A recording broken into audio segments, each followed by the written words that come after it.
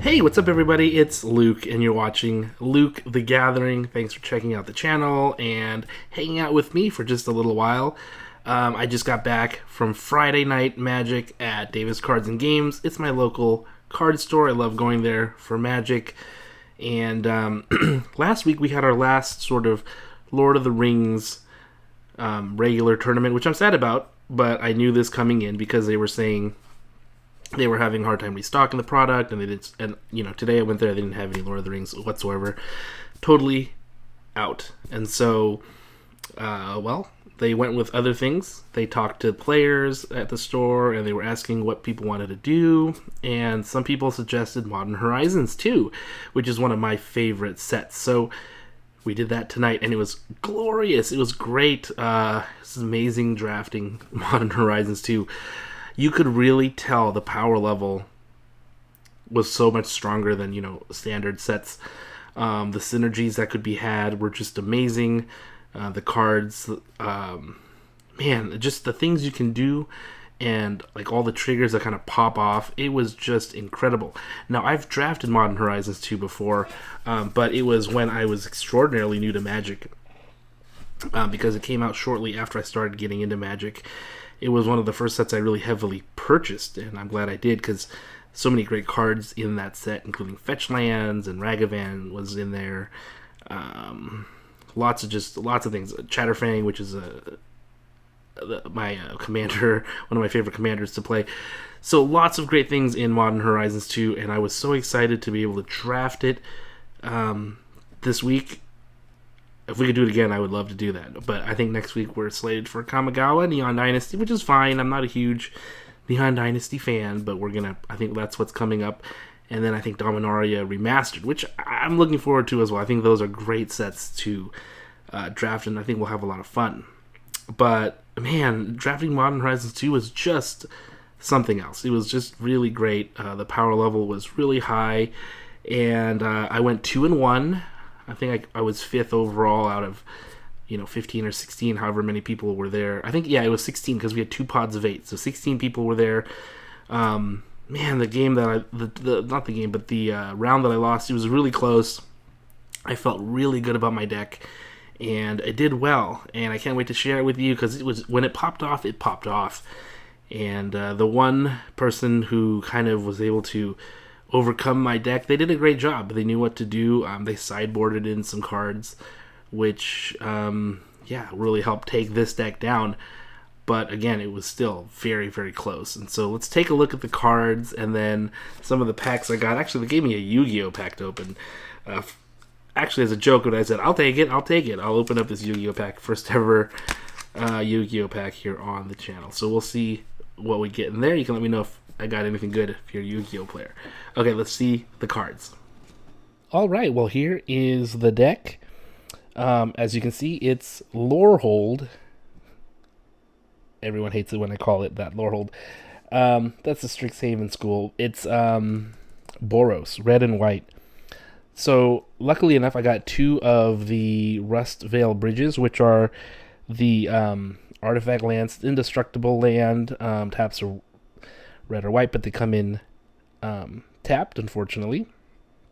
But they're just commons, and I was lucky enough to get one of these as the last card in the pack. They passed, the last card over, and it was one of these. So I was the only Boros player there.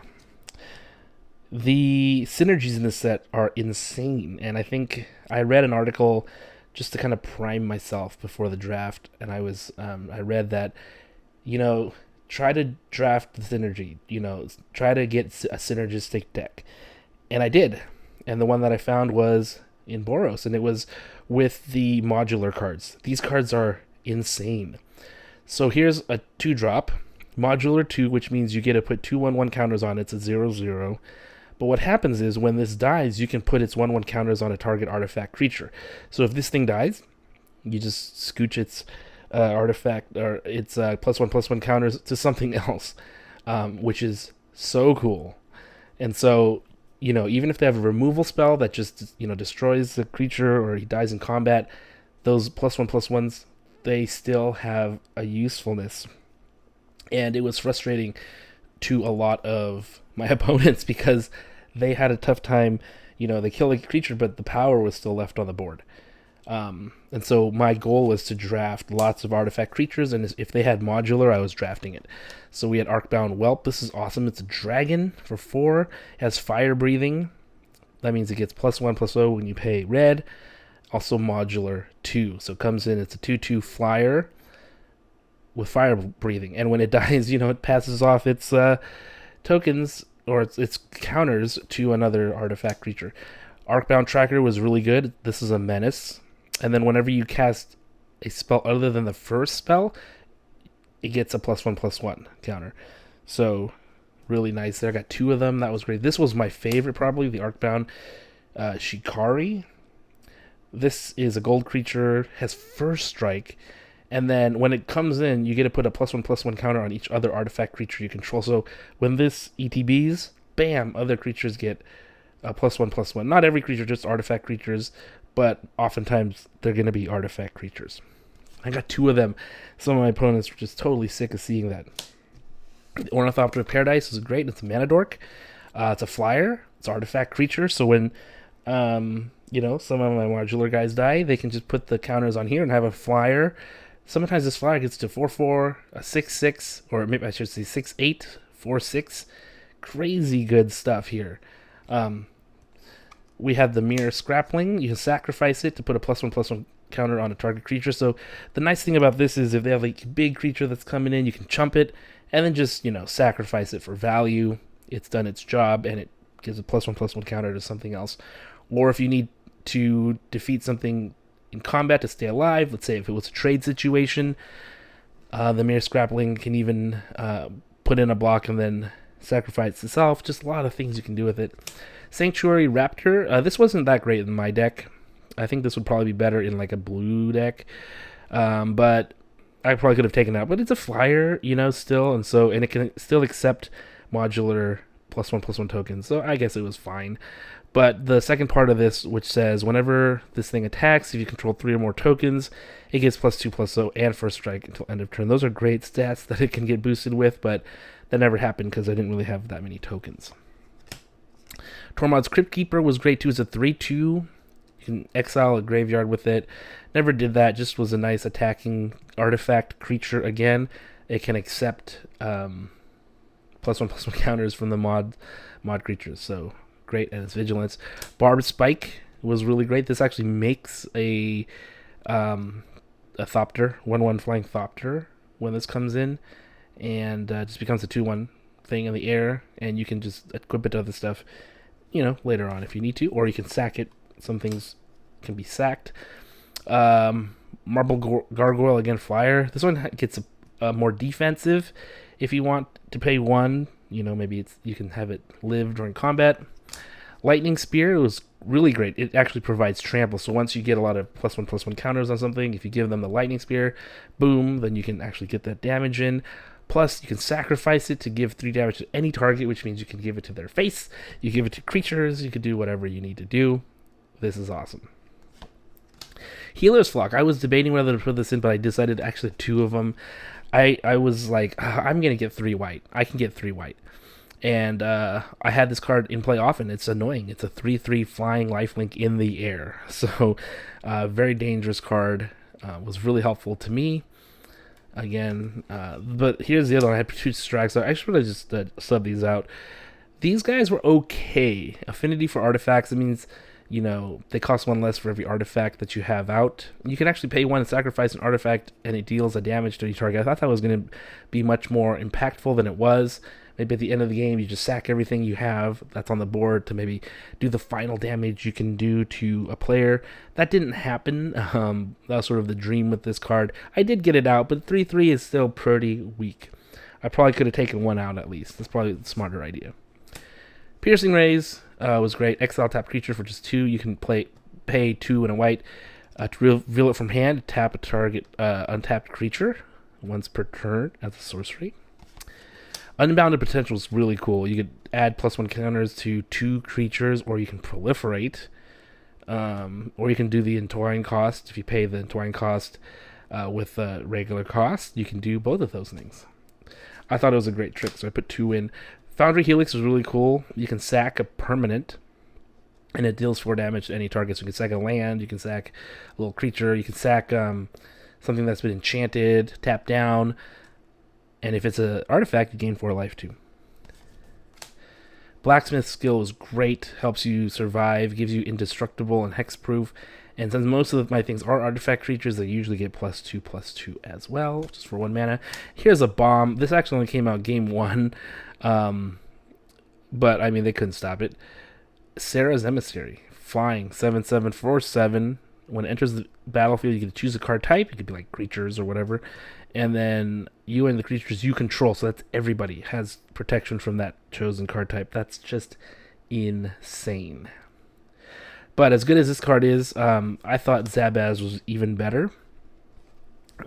This was, I think, a 3rd or 4th pick for me. But it's great. Modular 1 gets a +1/+1 counter when it comes in. And when other things get +1/+1 counters, they get +1/+1 and 1 more. And this card won me the final game. What it did was,